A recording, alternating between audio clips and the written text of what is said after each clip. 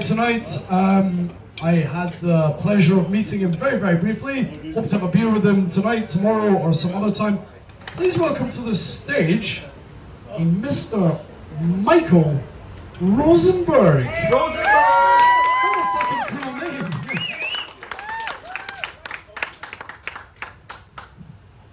All right, so really glad to be here. My name is Michael, and I love meeting new people.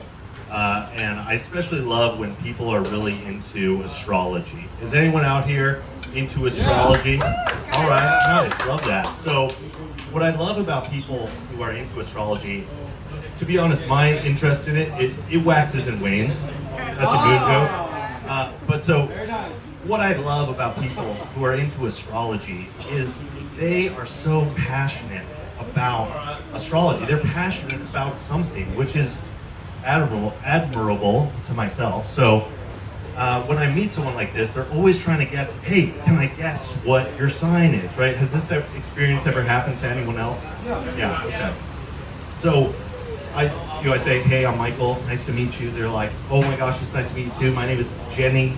And Jenny says, oh my gosh, wait, let me guess what your sign is. And she says, Gemini. And I say, that's not correct. I say, it's actually Scorpio. And she says, oh my gosh, I knew you were going to say that.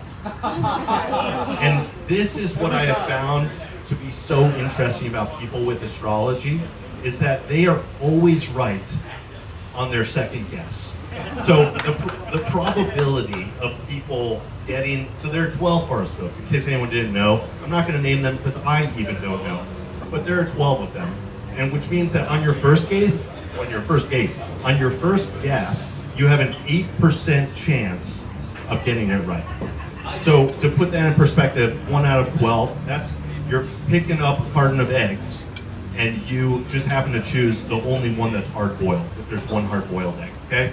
Very low chance, I would say. But here's the cool thing. Second try, after you tell them what it is, 100% chance that it is correct. 100% chance.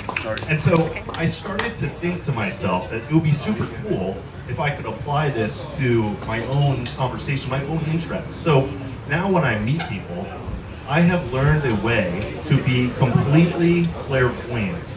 I know everything about them. All I need to do is wait for them to tell me. So I just go into the conversation. I say, hey, what's going on? Oh my gosh, you like this?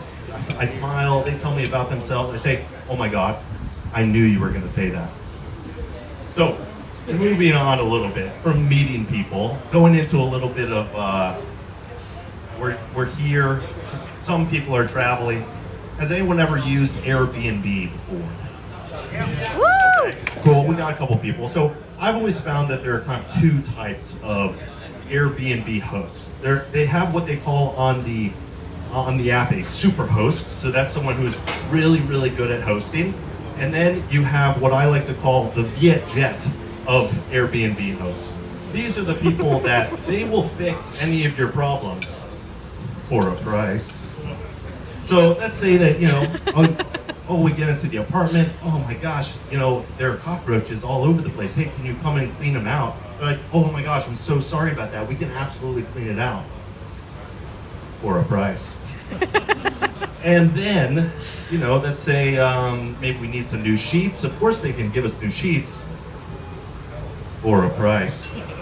All right, so then on the other side, you have superhosts. And this term really I found kind of funny, because imagine if Airbnb superhosts actually had superpowers, but it wasn't the normal kind of stuff. It was the stuff that was like only specifically good for hosting.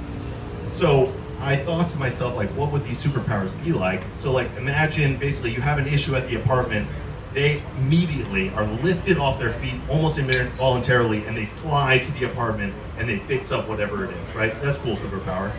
Another one would be X-ray vision. Now, don't worry, it's not Japan, but they would be able to see inside of your apartment and be able to see if you have an empty roll of toilet paper and just get on in there and bring you a fresh roll.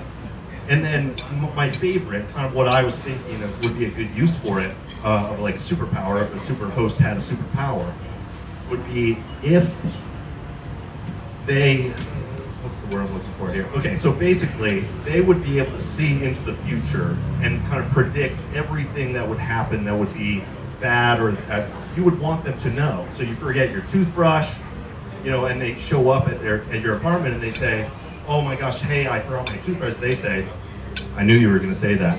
Thank you, I'm Michael.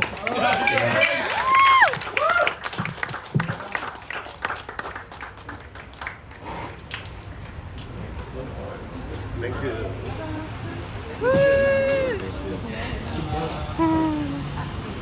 Again, everybody, please, one more time. Michael Rosenberg, yes. Rosenberg, I knew it was getting confused. I was thinking of Heisenberg. Yeah. I I was didn't. looking for some high quality crystal tonight, but maybe another time. Maybe another Okay, time. just before we put the last couple of guys on, if you want to, charge your glasses, How grab long a was it? beer, I'm I'm curious. certainly going to have one. Two. I'm going to play music for about 1 minute. That is your cue to grab a beer. If you